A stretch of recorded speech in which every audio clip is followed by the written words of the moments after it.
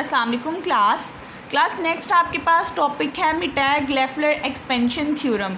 ये जो टॉपिक है ये हम जिल की बुक से नहीं इकबाल की बुक से स्टार्ट करेंगे। कॉम्प्लेक्स एनालिसिस के अंदर आपके जो सिलेबस है उसके अंदर मिटैग-लेफ्लर एक्सपेंशन थ्योरम भी है। सबसे पहले हम आज इसकी स्टेटमेंट समझते हैं कि स्टेटमेंट के अंदर क्या बात की हुई है, फिर इसका प्रूफ करेंगे। सबसे पहले स्टेटमेंट में देखिए क्या लिखा हुआ है, let F of Z be a meromorphic function. आपको एक फंक्शन बताया हुआ है एफ ऑफ जी जो कि मैरोमॉर्फिक है। लास्ट लेक्चर्स में मैं आपके साथ मैरोमॉर्फिक की डेफिनेशन डिस्कस कर चुकी हुई हूँ। ऐसा फंक्शन जो आपके पास एनालिटिको सिवाय पोल्स के आपके पास, तो ऐसे फंक्शन को मैरोमॉर्फिक कहते हो।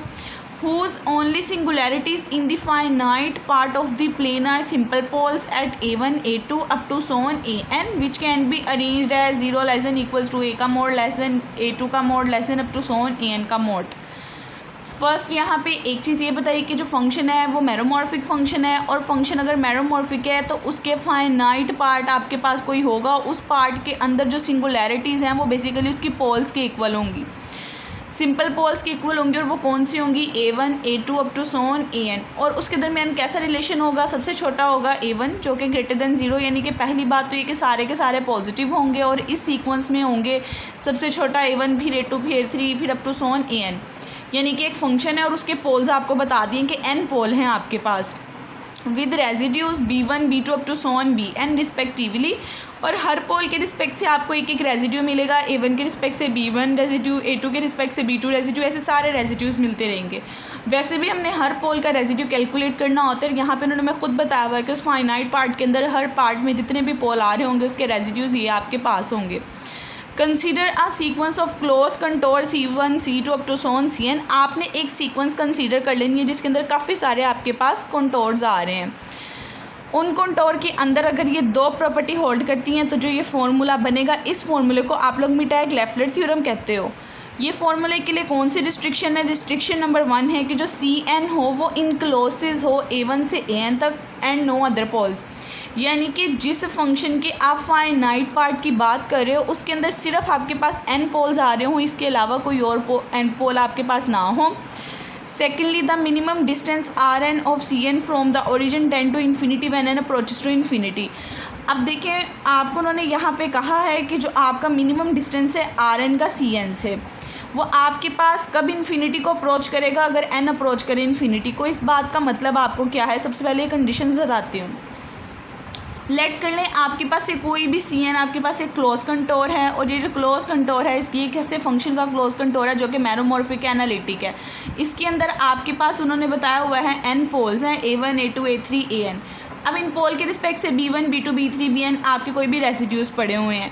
आपसे कहा है पहली कंडीशन ये कि अगर Cn के अंदर सिर्फ n पोल्स आ रहे हों, कोई और पोल ना आ रहा हो, और ये जो आपके पास कोई भी Rn है आपका इस कंटोर के अंदर जो कि Cn के अंदर लाया कर रहा है, उसका ओरिजिन से डिस्टेंस जो है अगर वो आपके पास इन्फिनिटी को अप्रोच कर जाए, जैसे n अप्रोच करे इन्फिनिटी को, तो आपके पास ये वाला फॉर्मूला फॉर्म होगा F of G equals to F of zero equals to summation n from minus infinity to plus infinity bn 1 over G minus an plus 1 over an। ये जो फार्मूला होगा इस फॉर्मूले को आप लोग कहते हो फार्मूले को, ये मिटैग-लेफ्लर एक्सपेंशन थ्योरम है। 3 इंपॉर्टेंट चीज़ें होती हैं इसके अंदर, एक तो पोल और आपके पास रेजिड्यूज़ की डिस्कशन हो रही होती है, दूसरा आपके पास क्लोज कंट्रोल की डिस्कशन हो रही होती है और पोल्स बताए होते हैं। थर्डली ये कि डिस्टेंस आपका कब अप्रोच करना है इन्फिनिटी को। और आप देखिए जो फार्मूला लगेगा ये पोल्स के अलावा एक एक्स्ट्रा पॉइंट जी पॉइंट पे लगेगा। यहाँ पे देखिए उन्होंने लिखा हुआ है then for all values of Z except pole, के पोल्स के अलावा जो आपके पास जी की बाकी वैल्यूज़ होंगी उस वैल्यूज़ के लिए आपका जो फार्मूला बनेगा उस फार्मूले को आप लोग मिटैग-लेफ्लर एक्सपेंशन थ्योरम कहते हो। हमने इस फॉर्मूले को फॉर्म करना है, उसके लिए हमारे सारे प्रीवियस रिजल्ट यूज़ होंगे। हम सबसे पहले पोल्स लिखेंगे, पोल्स लिखने के बाद हम बताएंगे कि हमारे पास उसके रेजिड्यूज़ क्या आते हैं। रेजिड्यूज़ कैलकुलेट करने के बाद काशी इंटेग्रल फार्मूला लगाएंगे। काशी इंटेग्रल फार्मूला लगाने के बाद ये वाली चीज़ हमारी इजीली प्रूव हो जाएगी। बहुत ईजी इसका प्रूव है, सिंपल, आपको प्रीवियस फार्मूलाज पता होने चाहिए, आप लोग ईजिली कर सकते हो। इसके प्रूफ के अंदर मेन स्टेप आपके पास ये होता है इंटेग्रल लेट करना। आपने सिर्फ इंटेग्रल लेट करना है। एग्जैक्ट इंटेग्रल कैसे लेट करना है उस इंटेग्रल को देख के आप उसे इजीली सॉल्व कर सकते हो। प्रूफ में देखिए आपके पास स्टेप नंबर 1 हमने लिया, suppose we have an integral I equal to 1 over 2 pi iota integral Cn f of T D of T over T minus Z. अब ये आपने एक ऐसा इंटेग्रल लेट कर लिया है जो कि आपके पास देखें काशी रेजिड्यू की फॉर्म का आ रहा है। देखिए 1/2 पाई योटा बी है, जो क्लोज कंटोर है वो Cn है। अब यहाँ पे एक फंक्शन और उसका डेरिवेटिव लेना था। एफ ऑफ जी तो ऑलरेडी बनाना है हमने, उसको ख़त्म करने के लिए मैंने एक function F of T D of T ले लिया। आप कोई भी ले सकते हैं, कंपल्सरी नहीं है कि टी ही लेना है, बस एक वेरिएबल की फॉर्म का लेना है। फंक्शन और उसका डेरिवेटिव ले लिया। अब उसके ओवर में उसके पोल्स भी लिखने हैं। अब यहाँ पे देखें जितने भी पोल्स की बात हो रही है उसके अलावा हट के मैंने एक पोल टी ले लिया जो कि बेसिकली सिंपल पोल को प्रेजेंट कर रहा है। एक मैंने वो वाला पोल ले लिया जो कि एक्सेप्ट द पोल है, पोल्स के अलावा है। अब देखें जी पॉइंट्स बेसिकली उन पॉइंट्स को डिस्कस कर रहा है जो कि पोल्स के अलावा है। तो पोल्स के अलावा है तो उसे टी माइनस जी कर लिया, यानी जी को उसमें से निकाल दिया और बता दिया कि जी एक ऐसा पॉइंट है जो कि Cn के अंदर तो लाया कर रहा है पर बेसिकली आपका यहाँ पे इसके साथ आएगा। ये इंटेग्रल लेट करने का काम है। इस इंटेग्रल को लेट करने के बाद जब हमने इसे सॉल्व करना है इसलिए हमारी ये वाली चीज़ फॉर्म हो जानी है। आप कोई भी वेरिएबल ले सकते हो, इन दोनों का ये कोई भी हो सकता है, लेकिन ये टी माइनस जो जी ना यहाँ पे माइनस जी है ना, ये कंपल्सरी चीज़ है और ये चीज़ आपको उसकी स्टेटमेंट बताती है। उसके बाद देखिए हमने बताया है अब हम इसके पोल कैलकुलेट करेंगे, फिर हम उसके रेजिड्यूज निकालेंगे, फिर काशी इंटेग्रल फार्मूला लगाएंगे। जब वो लगाएंगे तो ईजिली हमारी चीज़ ये प्रूव हो जाएगी। अब देखिए आगे क्या लिखा हुआ है, the pole of the integrand are at. अब हम इस इंटीग्रेंट के रिस्पेक्ट से, इस इंटेग्रल के रिस्पेक्ट से 1 बाय 1 इसके सारे पॉसिबल पोल्स निकालेंगे और फिर उन पोल्स के ऊपर फॉर्मूला लगाएंगे। सबसे पहला पोल जो यहाँ से देखे बगैर हम स्टेटमेंट को देख के बता सकते हैं, वो हमें क्वेश्चन के अंदर बताया हुआ है कि जो उसके पोल्स हैं वो A1 से लेके AN तक हैं। यानी मैं ये चीज़ बताई हुई है कि आपके पास A1, A2, A3 up to so on AN इसके पोल्स हैं। अगर ये इसके पोल हैं बजाय इसके कि मैं हर एक पोल को लिखूँ, मैं इन जनरल कह देती हूँ मेरे पास कोई AM पोल है।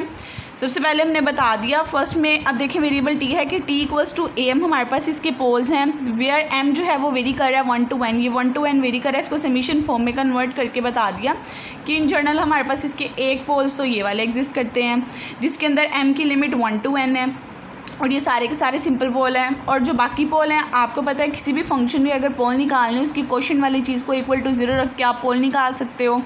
अगर मैं इसकी क्वेश्चन वाली चीज़ को इक्वल टू 0 रखती हूँ तो टी इक्वल्स टू 0 इसका एक और पोल आ जाएगा जो सिंपल पोल होगा, यानी ऑर्डर 1 का पोल होगा।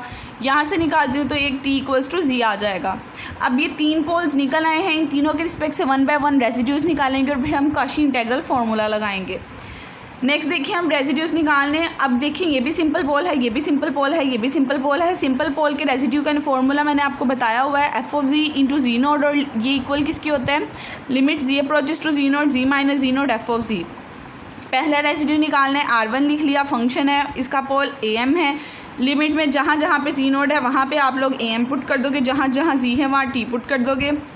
करने के बाद ये limit T approaches to A naught आ जाएगा, यहाँ पे T माइनस AM आ जाएगा और यहाँ पे एफ ऑफ टी ओवर। अब इसके ओवर में देखिए वो फंक्शन की बेसिकली पूरी की पूरी ये वाली वैल्यू है। ये जो फंक्शन है ना ये आपका इन पूरी की पूरी चीज़ का रोल प्ले कर रहा है।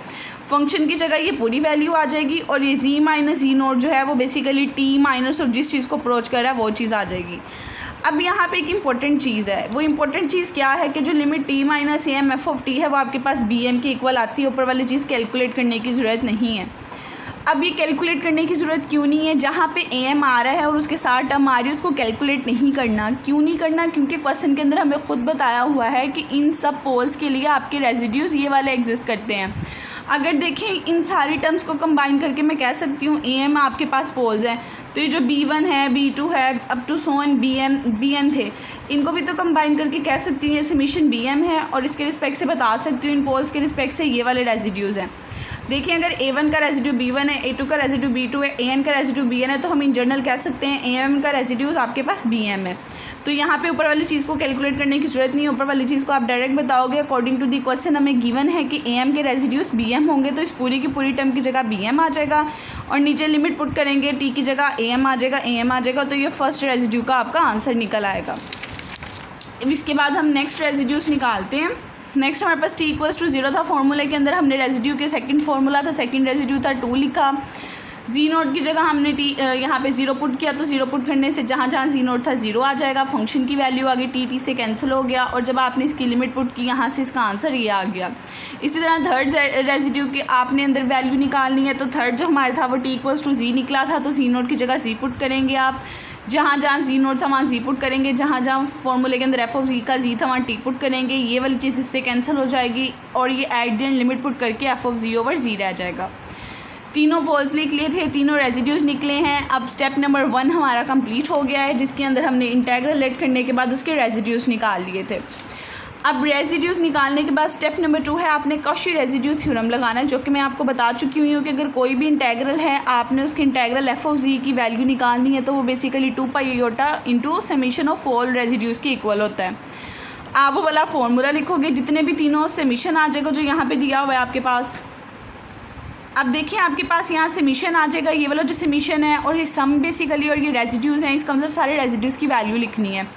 I equals to 2 pi iota as it is. अब सारे रेजिड्यूज़ का सम लिखना है। अब सम देखें बेसिकली आपके पास A1 टू लेके AN एलिमेंट आ रहे थे, इसी तरह B1 टू लेके BN एलिमेंट आ रहे थे, जिसको हमने इन जर्नल AN AM और BM कहा था।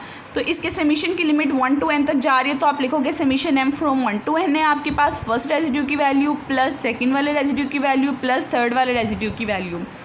अब इसकी जो राइट हैंड साइड है वो तो बेसिकली आपके पास करीब करीब वही चीज़ बन रही है जो हमें चाहिए, लेकिन लेफ्ट हैंड साइड पे जो आई है उसकी वैल्यू आपके पास अननोन है। इसकी वैल्यू कुछ निकालेंगे, उसके बाद यहाँ इसके अंदर पुट करके फिर हम यहाँ से प्रूव करेंगे अपना मिटैग-लेफ्लर थ्योरम। अब स्टेप नंबर 3 आते हैं। स्टेप नंबर 3 बताऊँ क्या करेंगे, जो हमने गिवन फंक्शन लेट किया हुआ है उस इंटेग्रल को लिख के वहाँ पे उसके ऊपर कंडीशंस लगा के आई की वैल्यू निकालेंगे और फिर इस इक्वेशन के अंदर पुट करेंगे। हमने स्टेप नंबर 3 लिखा कि हमें पता है कि नाउ कंसीडर हमारा फंक्शन ये था, हम उसके बोथ साइड मोड अप्लाई कर देते हैं अपनी आसानी के लिए। हमने बोथ साइड मोड अप्लाई किए, यहाँ पे भी मोड आ गया, यहाँ पे भी मोड आ गया। अब देखिए 1 ओवर आयोटा है, आप इसका मोड लेंगे, आयोटा का मोड लेंगे, वो बेसिकली आपके पास 1 ही आ जाएगा, ठीक है, क्योंकि आयोटा के साथ 1 आता है, 1 का स्क्वायर का अंडर रूट लेंगे तो आपके पास 1 आ जाएगा। उसकी इसका मतलब ये 1/2 आयोटा में प्लस में कन्वर्ट हो जाएगा और ये इंटेग्रल आ जाएगा। अब जब आप मोड को सेपरेट करते हो, मोड की प्रॉपर्टी होती है लेस देन इक्वल टू आ जाएगा, मोड यहाँ डिस्ट्रॉय होगा, हर फंक्शन के साथ सेपरेट आएगा तो लेस देन इक्वल टू आ जाएगा। अब यहाँ पे जो फंक्शन था वो हमारा मैरोमॉर्फिक फंक्शन है, ये हमें क्वेश्चन के अंदर बताया हुआ है, ये मैरोमॉर्फिक फंक्शन है। मैरोमॉर्फिक फंक्शन ऐसा फंक्शन होता है जो कि हर पॉइंट पे एनालिटिक होता है, जो आपके पास बाउंडेड भी होता है। अगर मैरोमॉर्फिक फंक्शन बाउंडेड होता है इसका मतलब उसकी एक लिमिट होती है जिसके अंदर वो आपके पास लाई कर रहा होता है, तो मैं इन जर्नल कह दूंगी कि ऐसा फंक्शन है जो कि लेस देन इक्वल टू आपके पास एक वेरिएबल m के रहेगा, क्योंकि क्वेश्चन के अंदर खुद बताया हुआ ये मैरोमॉर्फिक है, तो इसके ऊपर ये रिस्ट्रिक्शन होगी, यानी यहाँ से इसकी कोई ना कोई m वैल्यू होगी। इसी तरह जो इसका डेरिवेटिव dt है वो भी बेसिकली एक रीजन के अंदर लाई करेगा। अभी हमने देखा था वो एक क्लोज कंटोर था, अगर आप क्लोज कंटोर देखें 0 से स्टार्ट होकर बेसिकली 2 पाई तक जाता है, यानी कि उसका जो एरिया है वो 2 पाई ही रहना है और उसके साथ ये वाला रीजन आएगा, रीजन मल्टीप्लाई होगा और ये रीजन Rn है आपका अंदर जो है। तो यहाँ से आप कह सकते हो उसका जो बेसिकली डेरिवेटिव है उसके अंदर वाली चीज़ की स्लोप है, टेंजेंट्स हैं, वो आपके पास 2 पाई Rn के इक्वल होगी। इसकी और इसकी वैल्यू आप इंटेग्रल के अंदर सब्सटीट्यूट करोगे, सब्सटीट्यूट करने के बाद कुछ ये फॉर्म बनेगी, Rn से कैंसिल, 2 पाई से कैंसिल, तो ये वाली चीज़ m/Rn - z रह जाएगी। अब देखिए अगर आपके पास ये वाली चीज़ इस फॉर्म में कन्वर्ट हो जाएगी तो क्वेश्चन के अंदर नेक्स्ट बात ये बताई हुई थी कि आपने n इन्फिनिटी को अप्रोच करवाना है। अगर n इन्फिनिटी को अप्रोच करवाना है तो Rn भी आपका इन्फिनिटी को अप्रोच कर जाएगा। अगर मैं n इन्फिनिटी को अप्रोच करवाती हूँ इसका मतलब Rn भी इन्फिनिटी को अप्रोच कर जाएगा। अगर Rn इन्फिनिटी को अप्रोच कर जाएगा तो ये वाली टर्म जो है उसके ऊपर m ही रहेगा, नीचे इन्फिनिटी की वजह से वो इन्फिनिटी माइनस e बन जाएगा। और किसी भी चीज़ की पावर इन्फिनिटी हो वो 0 हो जाती है, तो इसका मतलब ये आप किसी भी चीज़ के नीचे आपके पास 1/इन्फिनिटी आ रहा हो वो 0 बन जाता है। तो यहाँ से हम कहेंगे किसी भी चीज़ के नीचे इन्फिनिटी है वो 0 आ गई। तो बेसिकली जब हमारा n इन्फिनिटी को अप्रोच किया, Rn इन्फिनिटी को अप्रोच किया, पूरी की पूरी टर्म जो है वो 0 को अप्रोच कर गई। अगर ये पूरी टर्म 0 को अप्रोच कर गई तो इसका मतलब ये इसकी यहाँ वाली साइड पे आपके पास i ही आ रहा था। जब हमारा Rn इन्फिनिटी को अप्रोच करेगा, n इन्फिनिटी को अप्रोच करेगा तो ये पूरी टर्म 0 हो जाएगी, तो इसका मतलब यहाँ से i की वैल्यू हमारी 0 हो जाएगी। आई की वैल्यू ही हमें चाहिए थी, वो यहाँ से 0 निकल आई है। तो आप वो इक्वेशन नंबर ए जो थी आपके पास स्टेप नंबर 2 के अंदर, वहाँ आई की जगह आप उसकी वैल्यू सब्सटीट्यूट करोगे, उसके बाद ये वाली साइड इधर ही रहने दोगे, बाकी जो दोनों साइड्स हैं आप उसको दूसरी साइड पे लेके चले जाओगे। पहले आप इस वाले साइड को उधर लेके गए, वो माइनस आप प्लस के साथ आ गया। उसके बाद आप देखें हमें बेसिकली एफ ऑफ सी एक साइड पे चाहिए, ये सारी टर्म्स एक साइड पे चाहिए, आप इस पूरी की पूरी टर्म को इधर लेके आए, प्लस से माइनस में कन्वर्ट हो गया। अब आप देखिए आप यहाँ से हमें बेसिकली am - z आ रहा है। हम मिटैग-लेफ्लर थ्योरम के अगर स्टेटमेंट देखें वहाँ पे z - an है। अपनी आसानी के लिए क्या करेंगे, इसमें से माइनस साइन कॉमन ले लेंगे ताकि z माइनस की फॉर्म बन जाए, माइनस साइन कॉमन लिया, माइनस इंटू z - am आ गया। ये माइनस माइनस मिलके प्लस बन जाएगा। तो आप देखिए आपके पास कुछ इस टाइप की फॉर्म बन जाएगी। ये आपके पास पर्टिकुलर रीजन के लिए जब आपके पास 1 से n डिस्कशन होती है, लेकिन हमें इन जर्नल चाहिए। इन जर्नल चाहिए तो इन जर्नल हर पॉइंट के लिए बात हो रही होगी। इन जर्नल में देखिए इसके ओवर में जी आ रहा, हमें जी नहीं चाहिए। मैं अगर सारी साइड्स पे जी से मल्टीप्लाई करती हूँ, ये जी ख़त्म हो जाएगा, ये जी ख़त्म हो जाएगा, इसके साथ एक जी आ जाएगा। और जी का मतलब है एक कॉम्प्लेक्स नंबर जो कि -∞ से +∞ आता है। तो अगर किसी भी समीशन के साथ एक पूरे का पूरा कॉम्प्लेक्स नंबर आपके पास मल्टीप्लाई हो जाए तो उसकी लिमिट जो है वो 1 से ∞ नहीं रहती या 1 से n नहीं रहती, वो -∞ से +∞ में चेंज हो जाती है। तो ये -∞ से +∞ में चेंज हो जाएगी। समीशन और ये वाला जी जब आपस में एड अप होंगे तो ये समीशन को इनफाइनाइट कर देगा, माइनस साइड से भी प्लस साइड से भी। तो समीशन इस फॉर्म में कन्वर्ट हो जाएगा, B M as it is आ जाएगा। और इस वाली चीज़ को अगर आप एलसीएम लेके लिखें से 1/z - am + 1/am लिख सकते हैं। तो यहाँ से देखें इन जनरल वही चीज़ प्रूव हो गई है जो आपने प्रूव करनी थी। यही आपका मिटैग-लेफ्लर थ्योरम है। हमने एक इंटेग्रल लिया था, उसके रेजिड्यूज निकाले थे, काची रेजिड्यू थ्योरम लगाया, आई की वैल्यू निकाल के हमने वहाँ से शो कर दिया कि अगर हमारा आर एन जो है वो इन्फिनिटी को अप्रोच कर जाए, as N approaches to infinity, तो हमारे पास ये वाली चीज़ फॉर्म हो जाती है। अब आप लोग स्टूडेंट्स ये लेक्चर सुनिए, अगर किसी भी स्टेप में प्रॉब्लम है तो बताएं, फिर हम वो डिस्कस कर लेंगे।